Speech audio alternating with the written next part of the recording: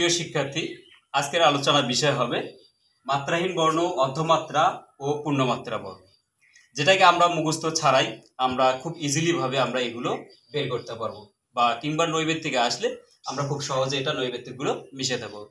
অনেক ক্ষেত্রে ম্যাক্সিমাম নৈবেত্তিকগুলোতে দেখা গেছে যে মাত্রাহীন বর্ণ কয়টা, পূর্ণমাত্রা কয়টা, অর্ধমাত্রা কয়টা, এসব বর্ণ এসেছে।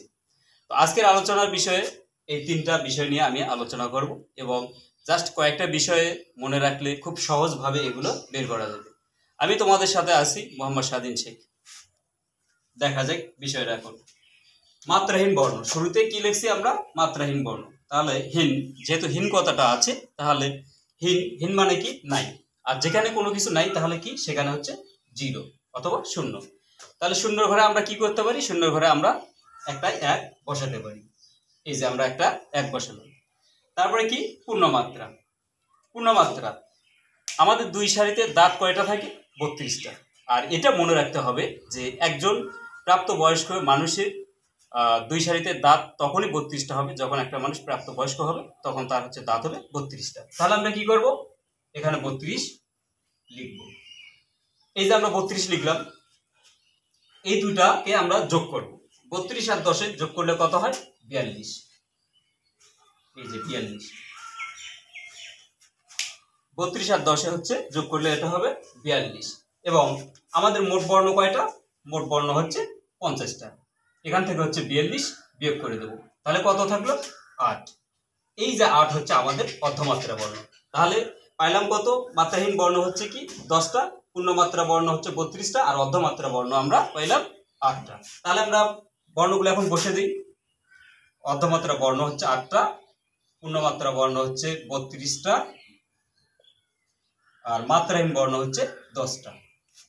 এখন আমাদের কাজ হবে যে স্বরবর্ণ, মাত্রাহীন বর্ণ কয়টা হবে, পূর্ণমাত্রা বর্ণ কয়টা, অর্ধমাত্রা বর্ণ কয়টা।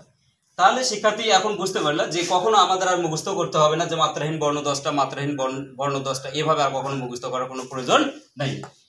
আচ্ছা, আমরা আগে কি করব? স্বরবর্ণগুলো, যেহেতু স্বরবর্ণের কথা আছে, তাহলে আমরা স্বরবর্ণগুলো আগে পুরোটাই লিখে নেব। প্রিয় শিক্ষার্থী বন্ধুরা, চ্যানেলটি সাবস্ক্রাইব করতে অবশ্যই ভুলবেন না, এবং সুন্দর এরকম ক্লাস পাওয়ার জন্য বেল আইকন বাজিয়ে রাখবেন বা ঘন্টাটা বাজিয়ে রাখবেন, অবশ্যই ভুলবেন না। এবং লাইক কমেন্ট করতে ভুলবেন না সুন্দর ক্লাস পাওয়ার জন্য। আর সাবস্ক্রাইব করবেন। ধন্যবাদ, সবাই ভালো থাকবেন শিক্ষার্থী বন্ধুরা। এই যে লেখে নেওয়া শেষ। সর্বপ্রথম আমাদের স্বরবর্ণগুলো লিখে নিয়ে আমাদের কাজ করতে হবে কি? যে এই বর্ণটাকে আমরা হচ্ছে মার্ক করে নেব। এই বর্ণটাকে মার্ক করে নেব, যে বর্ণটার নাম হচ্ছে মির্জাফর বর্ণ অথবা মিশ্রিত বর্ণ পরিচিতি। এই বর্ণটা হচ্ছে অর্ধমাত্রা। জাস্ট স্বরবর্ণর ভিতরে শুধু এই একটা বর্ণই হচ্ছে অর্ধমাত্রা। সে বর্ণটা আমরা কোথায় লিখবো? অর্ধমাত্রা ঘরে লিখে দেব। এবং এখান থেকে ডানের যে 4টা বর্ণ আছে, এই 4টা বর্ণ হচ্ছে মাত্রাহীন বর্ণ। এই 4টা বর্ণ হচ্ছে মাত্রাহীন বর্ণ। আর এখান থেকে হচ্ছে বামের দিকে যে 6টা বর্ণ আছে, এই 6টা বর্ণ হচ্ছে আমাদের হচ্ছে পূর্ণমাত্রা বর্ণ। এই 6টা পূর্ণমাত্রা বর্ণ। এখন বিষয় হলো যে ব্যঞ্জন বর্ণ আমরা কিভাবে এটা বের করব। একদম ইজি। যে 10 থেকে আমরা হচ্ছে 4 বিয়োগ করে দেব, তাহলে কত পাবো আমরা? 6। 32 থেকে যদি আমরা 6 বিয়োগ করি তাহলে কত পাবো আমরা? 26। আর 8 থেকে 1 বিয়োগ করলে কত পাবো আমরা? 7। একদম ইজি।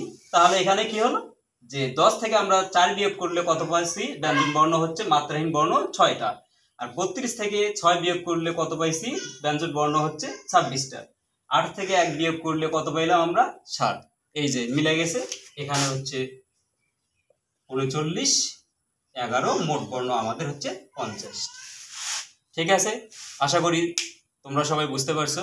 আজকের মতো এ পর্যন্তই।